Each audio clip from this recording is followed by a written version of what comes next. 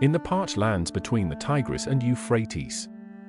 Where the sun burns the sand into glass and the air itself feels cursed, there was once a god whose shadow carried both destruction and rebirth. His name was Nergal, lord of plague, war, and the underworld. A being both feared and worshipped, despised and revered.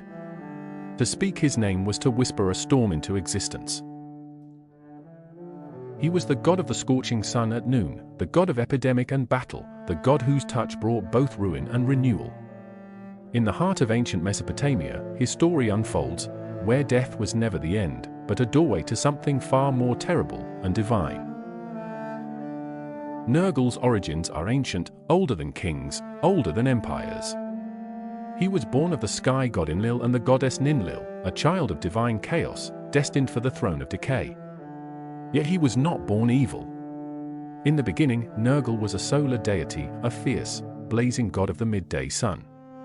While Shamash governed justice and dawn's light, Nergal ruled the cruel and merciless hours. When shadows vanished, and the earth cracked under the sun's whip.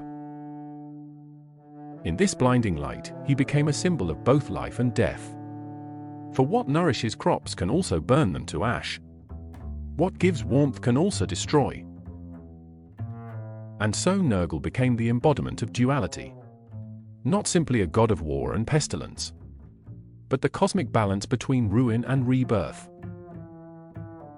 When pestilence swept the land, the people cried to the heavens. And it was said that Nergal himself rode upon the hot winds that carried disease. He was the hand of divine punishment, the searing fever that spread through the cities of Sumer and Akkad.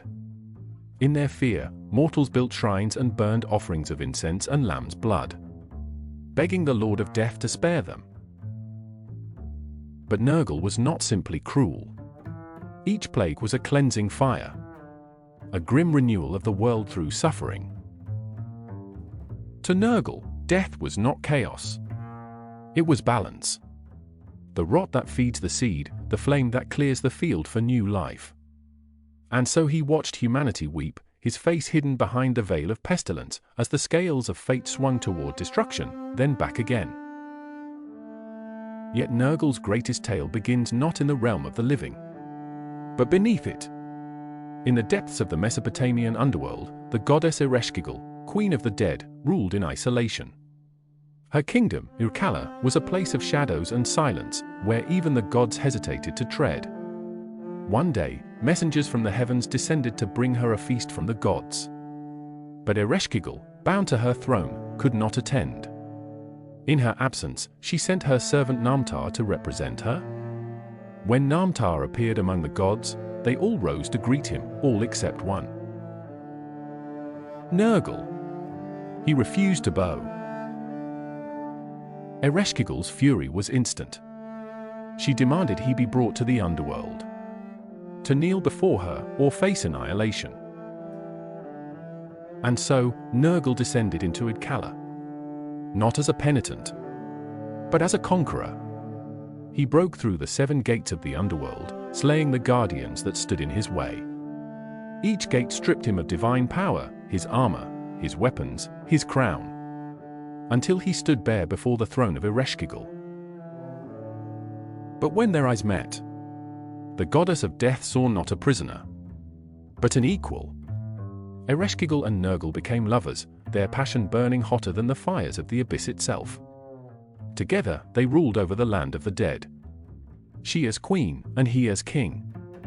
In their union, life and death were wedded, and balance was restored. But the world above began to wither. Without Nergal's fiery presence, the sun weakened, and humanity trembled in the dark. The gods demanded his return. And so, torn between love and duty, Nergal rose once more to the surface, leaving the underworld to his beloved, and returning to scorch the world anew.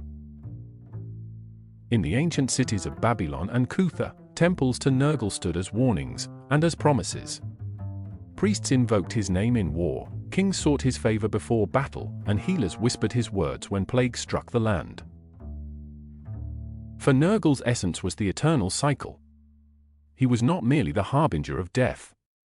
He was the necessary force of change. In his wrath lay cleansing, in his destruction, the seeds of rebirth. Every fallen soldier, every burned field, every lost empire, all became part of his great equilibrium. Even the gods feared his dominion, for he represented what none could escape: the truth that creation demands destruction, and that from death, new worlds rise. Over thousands of years, as the empires of Sumer, Akkad, Babylon, and Assyria rose and fell, the worship of Nergal persisted, changing form, but never fading. He became Era, the god of chaos and war, and in later ages, echoes of his name appeared in faraway lands. His myth carried by merchants, conquerors, and scribes.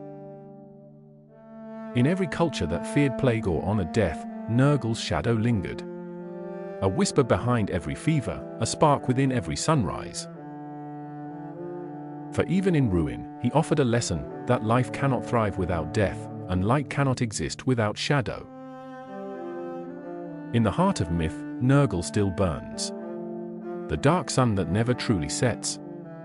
A god of contradictions, destroyer and savior, tormentor and protector. He is the flame that consumes, but also the light that reveals truth. To the people of ancient Mesopotamia, he was not a monster to be feared, but a necessary god to be respected. For in their world, as in ours, death was not the end. It was simply the beginning of another cycle. And so, when the desert wind howls, and the sun scorches the earth until it bleeds, remember the name whispered in the dust: Nergal, Lord of the fiery underworld, bringer of death, and herald of renewal. If gods are mirrors of humanity, then Nergal reflects our deepest truth: that through destruction, we are reborn.